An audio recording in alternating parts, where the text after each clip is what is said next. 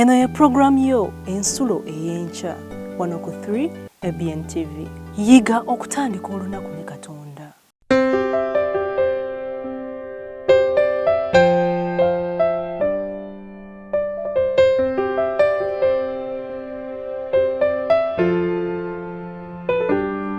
Atenderezebwa Mukama kubanga awulidde bye musaba.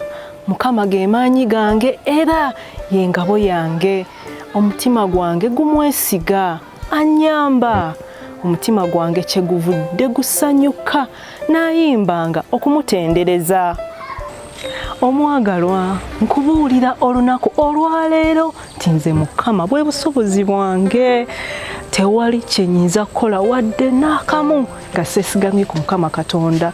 Kyova olaba nga mwesiga era nsanyukira mu ye, kyenva mutendereza, kyenva muyimbira ennyimba awamu ne Zabbuli. N'olwekyo Mukama kabeere empagi yo olunaku olwaleero, obeere nga omwesiga, obeere nga otambulira mu ye olunaku olwaleero. N'olwekyo Mukama akuwe olunaku olulungi.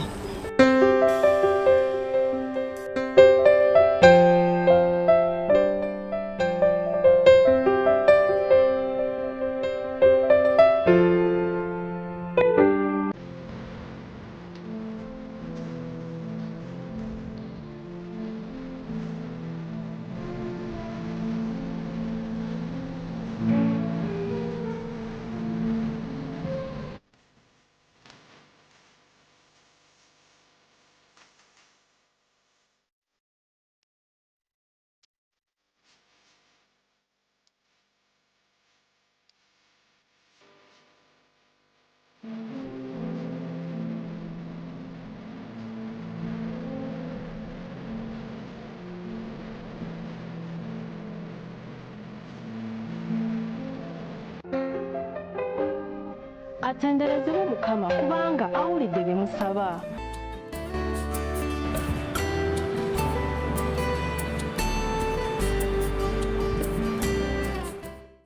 Omulabi waffe kwanirizaako nate enkyene eya leero. Mukama yeebale kukukuuma n'akutuusa kati ng'oli mulamu. Abo bonna abafunye ebizibu ku makya kuno tubakwasa Mukama waffe kubanga yalina obuyinza. Ali mu maaso gammwe nze Mwanga John nga tuli mu puroguramu yaffe eno ensulo ey'enkya. Naye nga tetunaatandika katuweeyo okusaba. Ayi Mukama Katonda Kitaffe omu ggulu, tukwebaza olw'obulamu bw'otuwadde, si lwakubanga tuli balungi naye olw'ekisa kyo otulese nga tuli balamu. Tugenda okuyiga ekigambo kya nate bw'otebeera omunaffe mu byonna kuyinza omwana w'omu yekka Yesu Kristo. Amiina. Omutwe gwaffe ogwaleero ku ky'okuyiga ekyaleero gugamba nti ensi endwadde. Ensi endwadde. Kaakati bwe tuba tuyiga ku nsi endwadde tumanyi bulungi nti mulimu endwadde nnyingi mu nsi kati ze tumanyi ezifuuse ez'obulabe ennyo. Tulina pressure oba stroke, ate tulina kansa. Ezo zonna ndwadde. Kaakati ate twakava mu COVID, ezo ndwadde zibadde zituluma. Endwadde nnyingi nnyo era bw'ogenda ojja kulaba nti zigenze zikyaka buli wamu. Siteriyo kipya mu ndwadde ze twogerako, zonna mubadde muziraba. Naye waliwo Katonda kyatugamba mu ndwadde ezo. Bantu bangi ebiseera ebyo tubadde nga tulina liver oba kye bayita ekibumba, endwadde z'ebibumba, amawuggwe nnyingi nnyo. Naye atugamba bw'ati mu kitabo kino kye tugenda okusoma ekyakuva essula ey'e15 olunyiriri olwa 26 lusoma bwe wati. N'ayogera nti obanga owulira nnyo eddoboozi lya Mukama Katonda wo n'okola obutuukirivu mu maaso ge, n'owulira amateeka ge, n'okwata by'alagira byonna, siri kuteekako gwe endwadde zonna ze nateeka ku Bamisiri kubanga nze Mukama akuwonya. Kaakati ojja kulaba nti waliwo endwadde ezimu ezijja nga zijja lwa butakwata mateeka ga Katonda, ne zijja bwe zityo. Kaakati bayinza okugamba nti ono sigala, naye bw'onoomunywa amawuggwe gajja kufuna obuzibu. Era ne bawandiikako nti era kali dangerous, naye era omuntu n'agula n'anywa ate n'akanywera mu banne, bonna ne tufuna endwadde ez'ekika ekyo, naye babutakubeera mu mateeka ga Katonda. Ate waliwo bagamba nti wange omwenge guno bw'ogunywa ekibumba kijja kwonooneka.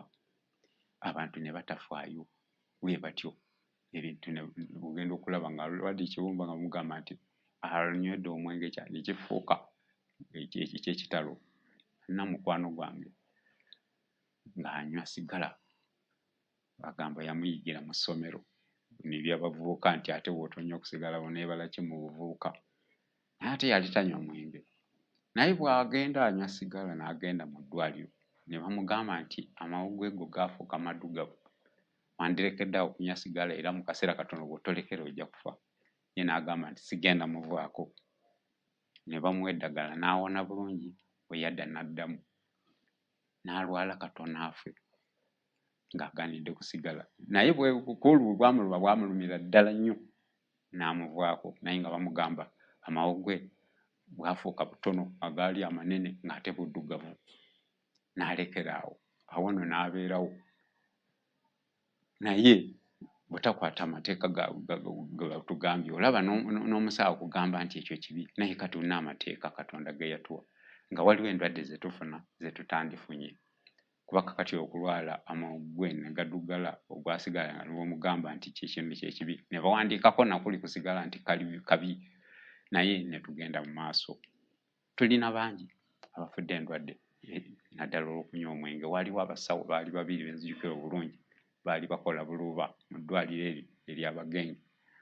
Baami bano baali tebanywa mwenge mu buvubuka bwabwe, naye baatuuka ekiseera nga bakuzeemu ne batandika ogunywa mpola mpola, ne bamyuka emimwa egitaali mimyufu, ne bazimba amatama olowooza nti banene nnyo, naye nga tebwali bunene lwakuba baali balwadde. Kaakati ne batuuka ekiseera ne batandika okulya n'ebyenda by'embizzi ebibookya emimwa. Kaakati naye tebaalekera ku kunywa nakulya mbizzi, naye ate baali basawo nga bakimanyi bulungi. Kyova tugamba wano nti endwadde ezo ezaali ku Bamisiri bwe tutakwata amateeka ga Katonda tujja kulwala. Kyova tugamba nti twandibadde begendeeza wanaatugamba nti bwe tutakwata amateeka ga Katonda endwadde ezo zijja kujja mu ffe zitulume. Era tumanyi bulungi endwadde ezaali mu Bamisiri. Endwadde ezaali mu Bamisiri tumanyi bulungi nti mwalimu amazzi gaafuuka omusaayi. Tuyinza okuba n'amazzi gaffe nga tegali musaayi, naye ne goodondeka nga teganywekekako, gafuuka olw'obutakwata amateeka. Kakati ogenda okulaba nga balaga ku TV nga mulimu obucupa bw'amazzi bungi, amazzi nga gaafuuka kirala ate nga gennyini agetukozesa. Lwaki? Tusuulamu ebicupa ne tuleka akazambi mwe tutwala buli kimu. Kakati tusobola kubanga bwe tuba tukutte amateeka ga Katonda lwaki tetufuna ndwadde ezo? Tuba tuzifuna kubanga tuba tetufuddeeyo. Naye twandifuddeyo nnyo ku ngeri ng'eyo. Abantu banywedde wano enjaga, buli musomi abaana bangi boonoonese ne bagwamu eddalu bakugamba nti yereeta amagezi. Mu kifo ekyokuba n'amagezi aga Katonda ge yatuwa ne twesiga enjaga. Kaakati abantu beesiga njaga ogenda okulaba buli anywa agwa eddalu, naye ate ono bw'alaba ng'oli agudde eddalu ate naye yeegomba kuginywa. Kaakati tulina abavubuka bangi ku byalo gye tubeera b'olaba nga ekizibu kyabwe kyali kyakunywa njaga nga yaboonoona. Okwali okubeeramu amagezi, omulaba omuntu eyali atambula ng'agenda maaso ng'ate atambula nga adda kyanyumanyuma. Amaaso gali mu maaso naye akuba rivaasi nga bw'atyo bw'alaba. N'olw'ensonga eyo kuva ku mateeka ne tufuna emigejjo mu ngeri ng'eyo lwakuba endya yaffe oluusi eba mbi mu ngeri ng'eyo. Otyo naye tulina amateeka agaatuweebwa. Singa katusomeko mu kitabo kino ekya Lubereberye essuula eno ey'okubiri, ngenda kusomamu olunyiriri olw'15 oba oliawo n'atuuka ne ku lw'17. Lubereberye essuula 2 otyo. Kakati ngenda kutandikira ku lunyiriri ki olw'15. wasoma bwe wati Mukama Katonda n'atwala omuntu n'amuteeka mu lusuku Edeni. Mu lusuku Edeni alulimenga, alukuumenga. Mukama Katonda n'alagira omuntu n'amugamba nti buli muti ogw'omu lusuku olyangako nga bw'oyagala, naye omuti ogw'okumanya obulungi n'obubi togulyangako, kubanga olunaku lw'oligulyako tolirema kufa. Kikyenjagalawo. Abantu abasinga obungi boogera ku byokulya bagamba nti byali by'Abayisirayiri, naye njagala okukakasa Katonda bwe mu lusuku Edeni yawa omuntu okulukuuma n'okululima, naye mwalimu ekitaliibwa. Omuti ogw'okumanya ng'obulungi n'obubi gwali mu lusuku Katonda gwe yasimba nga mulimu n'omuti guno, ate nga nagwo bateekwa gulabirira. Naye kyoteekwa okumanya nti mu lusuku Edeni mwalimu ebiriibwa n'ebitaliibwa. Omuti ogw'okumanya ng'obulungi n'obubi wadde gwali mu lusuku tegwali gwa kulya. Kakati mu bulamu bwo tegeera nti Katonda bwe yatonda ebintu mulimu byateekawo nga byakuliibwa naye ng'abantu babirya n'ebitaliibwa. Otyo kale ekyo olwo tusomye tusobole okutegeera bulungi ekigambo ekyo. Kakati katweyongereyo. Ngenda kusoma mu ssuula eyokusatu olunyiriri olw'omukaaga. Essuula eno eyokusatu eya lubereberye olunyiriri olw'omukaaga lusoma bwe luti omukazi bwe yalaba ng'omuti mulungi okulya, labayo. Katonda yagamba togulyangako, naye omukazi alabye nga mulungi okulya. Abantu babagamba bino ebintu temubirya, naye ne balaba nga birungi okulya. Otyo n'agamba bw'ati era nga gusanyusa n'amaaso, omuti nga gwa kwegombesa. Kakati atandise okubyegomba mu ngeri ng'eyo. N'agamba nti okuleeta amagezi, n'anoga ku bibala byagwo n'alya n'awa era ne ku musajja we naye n'alya. Ani yakugamba nti guliiwo? Ani yagamba Adamu oba ne Kaawa nti ogwo muti guliiwa? Yagamba temugulyangako, naye bo ne balaba nga gusanyusa amaaso, ne balaba nga mulungi okulya era nagwo gufuula kyakulya.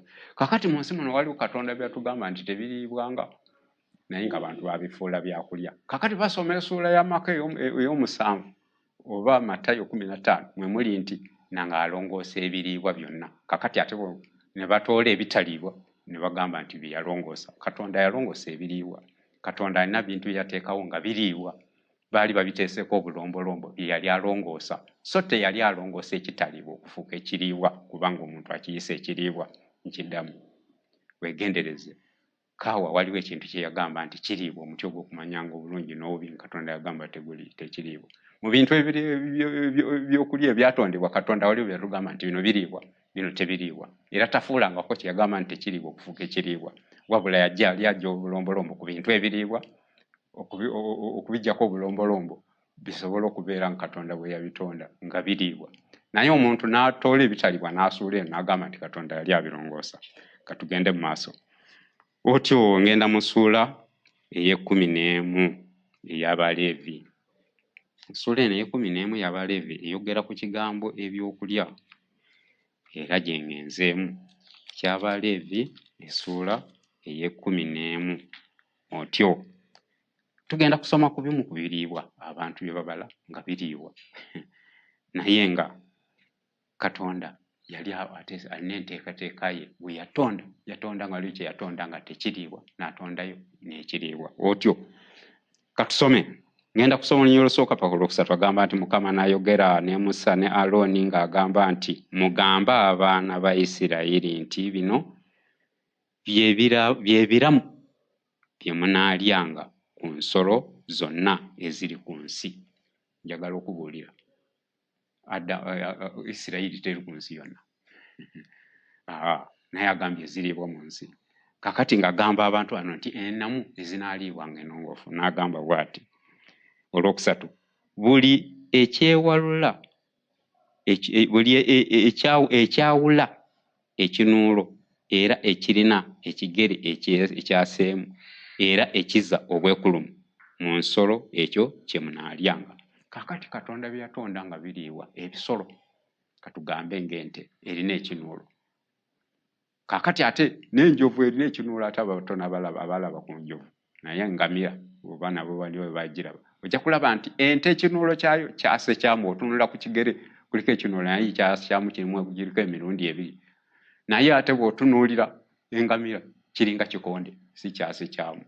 Kakati yengamira tebanonja okulya naye ate ente wadde enjasa yamu ekinuulo ate ezza n'obwekulumu. Ebintu bibiri bibeera ku nsolo enongoofu, eteekwa okuba nga erina ebintu bibiri ng'ezza obwekulumu ng'ate eyawulamu n'ekinuulo y'ekisolo ekiramu.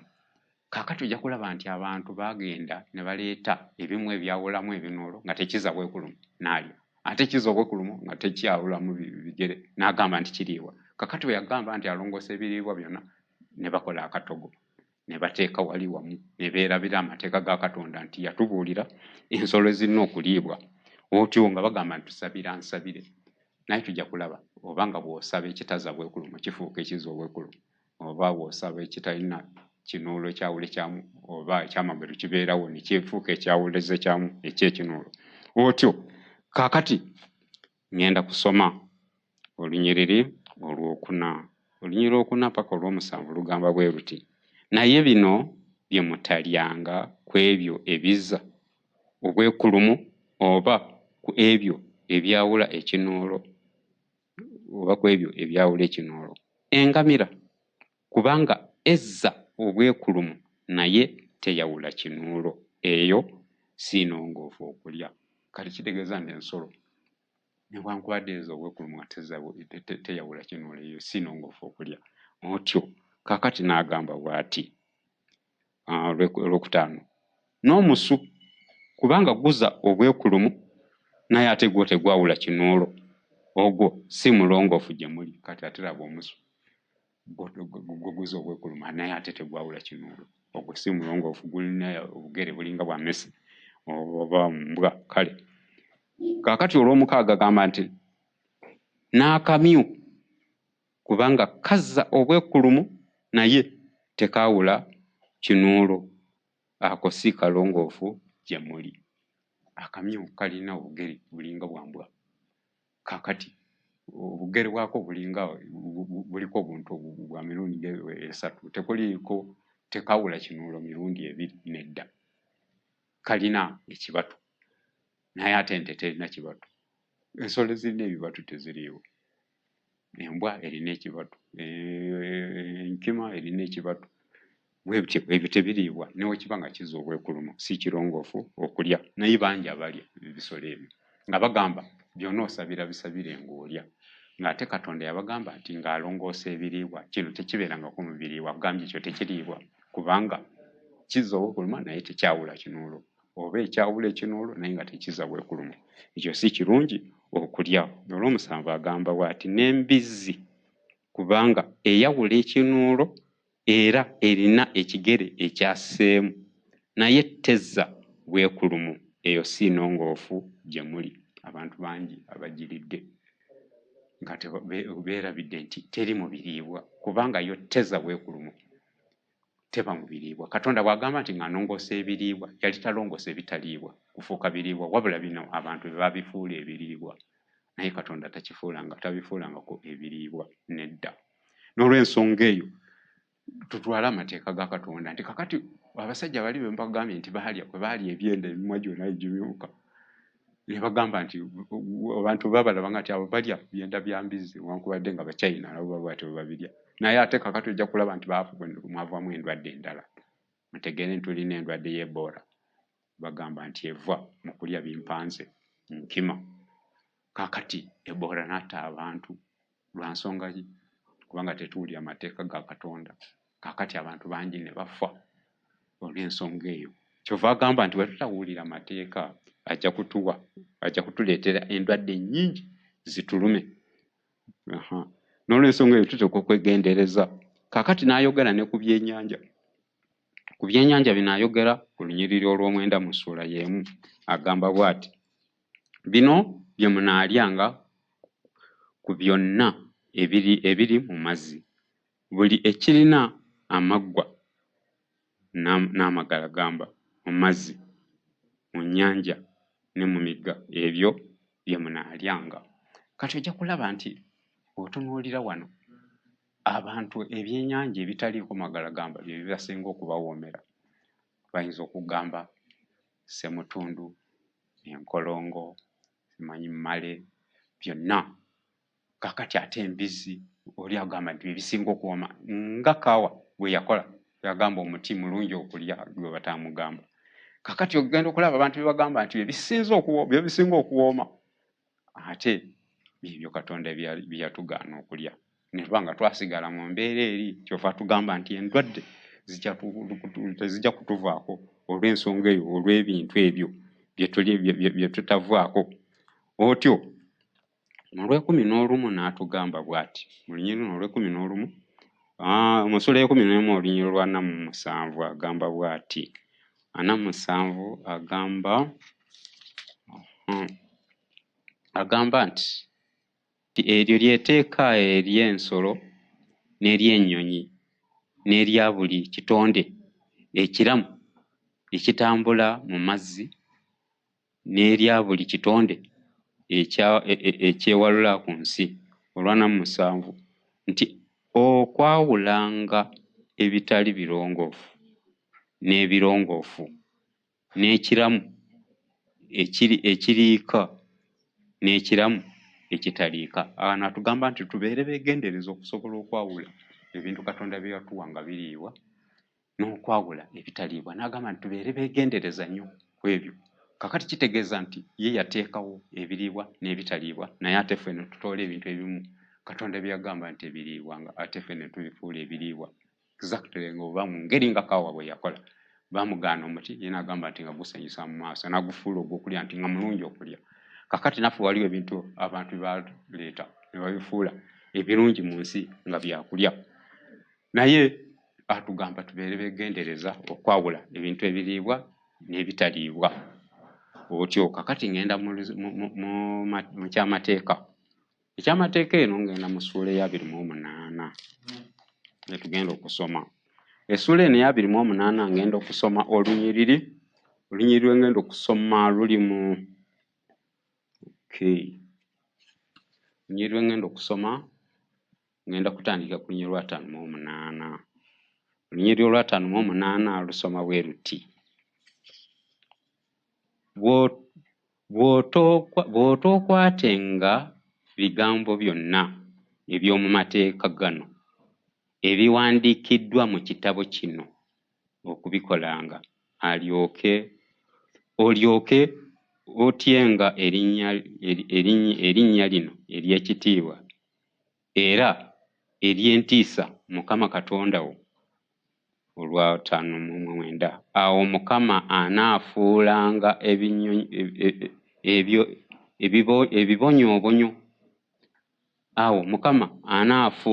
ebibonyoobonyo eby'ekitalo n'ebibonyoobonyo by'ezzadde lyo, ebibonyoobonyo ebinene era ebiryawo ennyo. Agamba ebirwawo ennyo era endwadde enkambwe era ezirwawo ennyo. Kakati bwe tutakwata amateeka ga Katonda ajja kutuwa ebibonyoobonyo bingi n'endwadde ezirwawo. Ogenda okuwulira nga agamba nti guno mujjuzo, owulira mujjuzo nti ate kakati kibuyaga yatonyeerwa, ate ebitooke, ate simanyi mwanyi byaweddewo, ate twabadde n'amabanja, ate kakati amapaapaali gaweddewo. Byonna ebyo endwadde nti ate tuli mu korona, ate kati oba okyalyawo nti ate Ebola. Byonna bizze naye nga twalabulwa nti bwe tutakwata amateeka ga Katonda waliwo ebijja okutubeerako, si bipya. Wabula atugamba nti bijja kubeerawo olw'okuba nga tetutambulidde mu mateeka ga Katonda. Otyo kakati katweyongereyo tusome. Ngenda kusoma Olw'61 n'Olw'62. Lusoma bwe luti: era mulisigalawo omuwendo gwammwe nga mutono, newankubadde nga muli ng'emunyeenye ez'omu ggulu olw'obungi, kubanga tewawulira ddoboozi lya Mukama Katonda wo. Kakati ogenda mu nsi ojja kulaba nti Ebola bwe yajja abaaliwo, ojja kulaba abantu abaafa obungi. Katonda ensi efuuke matongo eri eggulu, abaaliyo mwabiraba. Korona bwazze ojja kulaba abantu bwe baagula okusijeni bamutereka, naye kankubuulire teyabasobola kuyamba nnyo. Kankubuulire eno kino, genda onoonyereze olabe abantu bameka abasula ku makubo abalya mu kasasiro abaafa korona. Teri abayambu, teri akolakyo, naye terinayo lipooti za kiko ekyo. Bo tewaliwo osobola kubasibira abo abalalu bonna, ojja kwesanga tolinayo lipooti. Buno obwana obuwere tebwafa korona bwe butyo nti kano kaafudde. Ate n'abantu abaavu ennyo era ojja kulaba nti korona yayinza okuba nti ebatawaanya nnyo, naye ate abeeterekera ojja kulaba nti ate baafa. Lwaki? Obuyinza bwonna tutegeere nti bwa Katonda si bwaffe. Kaakati ne bwe tukola tutya okujjako nga tudda eri awo ebigambo bya Katonda, amateeka gatugamba, awo bwe tube tusobola okutambulira. Kale katuweeyo okusaba. Ayi Mukama Katonda Kitaffe omuggulu gw'ayinza byonna, tuli mu maaso go bw'otyo tuyambe tusobole okukwata ebigambo byo biteeka mu nkola, nga tusaba byonna kuyinza omwana wo Yesu Kristo omulokozi waffe. Amiina. Nsigadde nze Mwanga John. Mukama abawe omukisa.